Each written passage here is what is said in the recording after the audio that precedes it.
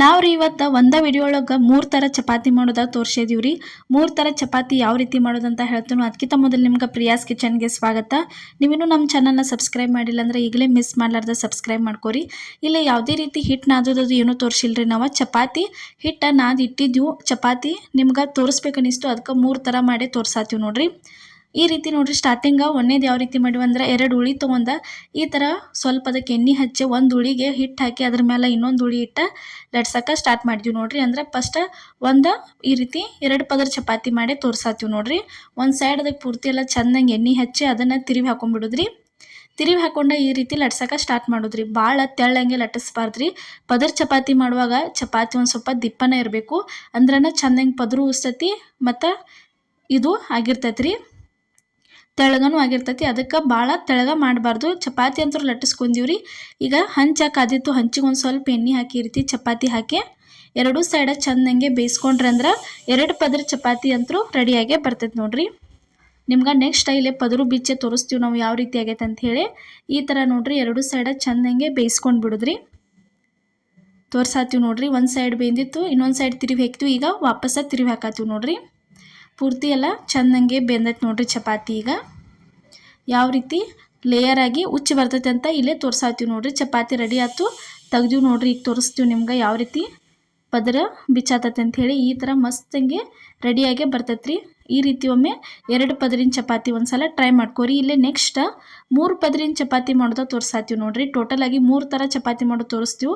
ಒಂದು ಉಳಿಗೆ ಹಿಟ್ಟು ಹಚ್ಚೋದ್ರಿ, ಇನ್ನೊಂದು ಉಳಿಗೂ ಸ್ವಲ್ಪ ಹಿಟ್ಟು ಹಚ್ಚಿ ಒಂದು ಉಳಿಗೆ ಎಣ್ಣೆ ಹಚ್ಚೋದ್ರಿ. ಎಣ್ಣೆ ಹಚ್ಚಿ ಅದ್ರ ಮೇಲೆ ಇಟ್ಟ ಇದೇನು ಹಿಟ್ಟು ಹಚ್ಚಿರ್ತಿರ್ಲ ಆ ಉಳ್ಳಿನೂ ತಂದ ಇದ್ರ ಮೇಲೆ ಇಟ್ಕೋದ್ರಿ. 3 ಒಂದ್ರ ಮೇಲೆ ಒಂದು ಈ ರೀತಿ ಇಟ್ಕೋಬೇಕು ನೋಡ್ರಿ. ನಾವು ಮಾಡಿದ ಮೆಥಡ್ ಒಳಗೆ ಒಂದ್ಸಲ ನೀವು ಏನೈತಲ್ಲ ಟ್ರೈ ಮಾಡ್ಕೊಂಡು ನೋಡ್ರಿ.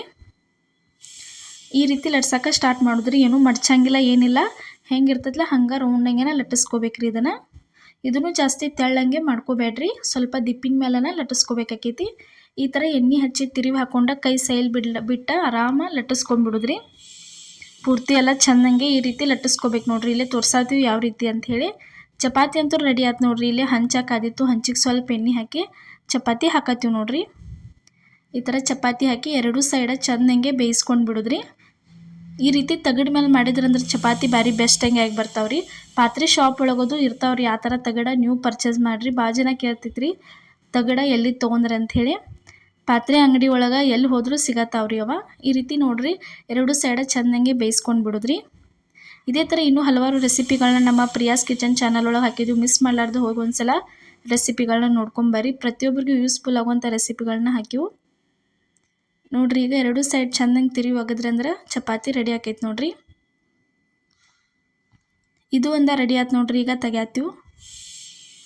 ಈ ರೀತಿ ತೆಗೆದ್ಮೇಲೆ ಯಾವ ರೀತಿ 3 ಪದರ ಆಗಿ ಬಂದೈತೆ ಅಂತೇಳಿ ತೋರ್ಸಾತೀವಿ ನೋಡ್ರಿ. ಈ ಥರ ಉಸ್ತಾವ್ರಿ ಚಪಾತಿ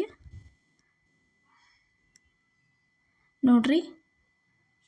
ಒಂದು ಸೈಡ್ ಉಸ್ತು, ಈಗ ಹಿಂದಿನ ಸೈಡ್ ಉಚ್ಚೋದ ತೋರ್ಸಾತೀವಿ ನೋಡ್ರಿ ಯಾವ ರೀತಿ ಆಗ್ಯಾವ ಅಂಥೇಳಿ. ಈ ರೀತಿ ಏನೈತಲ್ಲ ಪದರಾಗೆ ಚಪಾತಿ ಬರ್ತಾವೆ ನೋಡ್ರಿ.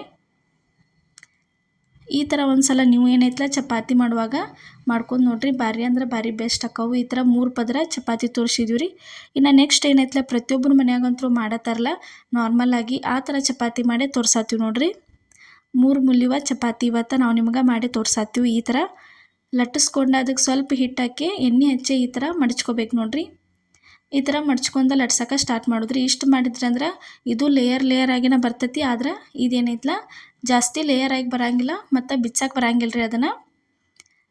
ಆದರೆ ಇಡೀ ದಿನ ನೀವು ಇಟ್ಟು ತಿಂದರೂ ಚಪಾತಿ ಏನೈತೆ ಮೃದುವಾಗಿನ ಉಳಿತಾವು. ಈ ಥರ ಒಂದ್ಸಲ ನೀವು ಏನೈತಲ್ಲ ಟ್ರೈ ಮಾಡ್ಕೊರಿ.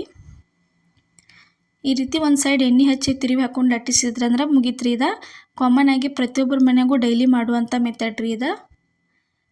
ತವಾ ಕಾದಿತ್ತು, ತವದ ಮೇಲೆ ತಂದು ಹಾಕಿದ್ವಿ ನೋಡ್ರಿ. 2 ಸೈಡ ಚೆಂದಂಗೆ ಇದನ್ನು ಬೇಯಿಸ್ಕೋಬೇಕ್ರಿ. ಚಪಾತಿ ಬಿರುಸಾಗಂಗಿಲ್ಲ, ಏನಿಲ್ಲ, ಇಷ್ಟು ಮಸ್ತಂಗೆ ಉಬ್ಬಿ ಬರ್ತಾವ್ರಿ. ಡೈಲಿ ಮಾಡೋ ಮೆಥಡ್ ಐತ್ರಿ. ಈ ಥರ ಮಾಡ್ಕೊಂಡ್ರಂದ್ರೆ ಚಪಾತಿ ಇಡೀ ದಿನ ಇಟ್ಟು ತಿಂದರೂ ಮೃದುವಾಗಿನ ಇರ್ತಾವೆ. ರೆಡಿ ಆಯ್ತು ನೋಡ್ರಿ. ಒಂದು ಸೈಡ್ ಈ ರೀತಿ ಚೆಂದಂಗೆ ಉಬ್ಬಿದ ಮೇಲೆ ತಿರುವಿ ಹಾಕೊಂಡು ಬಿಡುದ್ರಿ.